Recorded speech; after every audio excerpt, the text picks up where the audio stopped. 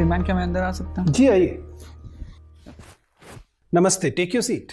Thank you. आप ललित? जी ललित हिंदी में सहज और एकदम सहज है? हाँ, हिंदी में। हिंदी ही आपने चुना है अपना माध्यम? जी सर। ठीक है ललित, आपने शायद महसूस किया होगा कि हम कोविड को लेकर काफ़ी गंभीर हैं और तमाम सुरक्षा मानकों का पालन करने की कोशिश कर रहे हैं, और यही वजह है कि आपकी कुर्सी को पर्याप्त दूरी पर लगाया गया है और कमरे में मौजूद किसी भी व्यक्ति से आप पर्याप्त दूरी पर हैं। इससे आप सुरक्षित महसूस करेंगे, बाकी लोग भी सुरक्षित महसूस करेंगे। और इसका एक लाभ ये भी है कि ऐसे में आप सहज होने के लिए मास्क उतार भी सकते हैं, क्योंकि मास्क जो है उसकी आवश्यकता इसलिए नहीं होगी क्योंकि डिस्टेंस काफ़ी है। तो आप उतारना चाहेंगे?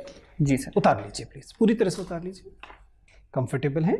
आपको स्वयं तो किसी किस्म के कोई लक्षण नहीं है? नहीं सर। ठीक है ललित, तो बातचीत शुरू करते हैं। सबसे पहले मैं चाहता हूँ कि बिना अपने नाम को दोहराए हुए, अपनी जाति, अपने धर्म, अपने समुदाय, अपनी पहचान को जाहिर किए बिना अपना परिचय दीजिए। सर, मैं वर्तमान समय में assistant professor government PG college Balrampur में संस्कृत पद पे हूँ, और इसके साथ साथ मैं तैयारी कर रहा हूँ सिविल सर्विसेज की। मेरी रुचि वृद्धों से बातचीत करनी है। आप असिस्टेंट प्रोफेसर हैं ऑलरेडी? जी सर। कब से हैं? सर 2016 से। 5 साल हो चुके हैं? जी इसका सर। मतलब आपने पीएचडी की होगी? जी सर। किस विषय में की? संस्कृत। क्या आपका रिसर्च टॉपिक था? चंपू काव्य का समीक्षात्मक अध्ययन। ललित, अगर आप पीएचडी हैं, 5 साल से आप असिस्टेंट प्रोफेसर हैं, तो इसका मतलब है कि आपको पहली पदोन्नति या तो मिल गई होगी या आप उसके लिए आप एलिजिबल हो गए? अंडर प्रोसेस है। अंडर प्रोसेस है, जिसका मतलब है कि आप पहले से ही लगभग 7000 की ग्रेड पे के समतुल्य पहुंच चुके हैं। हाँ सर, प्रमोशन में 7000 ग्रेड पे में हो जाऊंगा। और आप वापस 5400 की ग्रेड पे, वो भी अधिकतम हो सकता है 4800 या 4600 वाली नौकरी के लिए आवेदन कर रहे हैं। आपके आत्मविश्वास के ऐसे रसातल में होने का क्या कारण है? सर, निसंदेह उच्च शिक्षा में कार्य करना है, गौरवास्पद विषय है, और लेकिन सिविल सेवा में जाना मेरा एक ड्रीम था। कार्य की विविधता वहाँ है। नीचे से ऊपर की तरफ जाता है, ऊपर से नीचे की तरफ कोई नहीं आता। सर, मेरा प्रोविशन पीरियड पूरा होने की वजह से मुझे पे प्रोटेक्शन मिल जाएगा।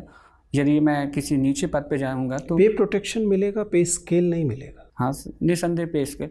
लेकिन सर, जहाँ अपनी रुचि और अपनी क्षमता का संपूर्ण दोहन का विषय है, वहाँ पैसे से समझौता किया जा सकता है, क्योंकि मैं इसको देखिए, इसे देखकर तो सिर्फ एक ही वजह समझ में आती है कि आप बहुत ज़्यादा भ्रष्टाचार करना चाहते हैं।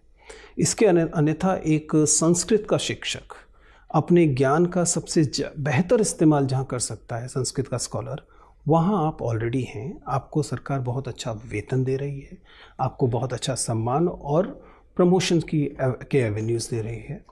ऐसे में बिना संदेहास्पद मंशा के कोई भी नीचे की तरफ तो नहीं आएगा। सर, निसंदेह उच्च शिक्षा में वेतन है और सुविधाएं हैं, लेकिन चूँकि सिविल सेवा में कार्य की विविधता है, वो एक बार मैं केंद्र सरकार के यूपीएससी के लिए इस वाले तर्क को स्वीकार कर लेता।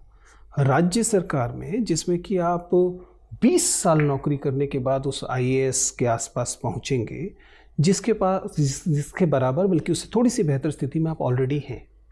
सर, निसंदेह एक अच्छी स्थिति में है, लेकिन मैं शुरू से मेरा ड्रीम रहा है और कार्य की विविधता तो संस्कृत और वर्णाश्रम के तहत आपको जो जिम्मेदारी दी गई थी, आप उसका भी उल्लंघन कर रहे हैं। सर, अब जहाँ तक अपने कर्म का बात है, मैं वहाँ भी अच्छे से काम किया था। इसके अनुभवों का भी मैं सिविल सेवा के फील्ड में, यदि मेरा चयन होता है तो मैं उसका उपयोग करूँगा। और ज़्यादा चलिए देखते हैं, उस बारे में बातचीत कर लेते हैं। मुझे बताइए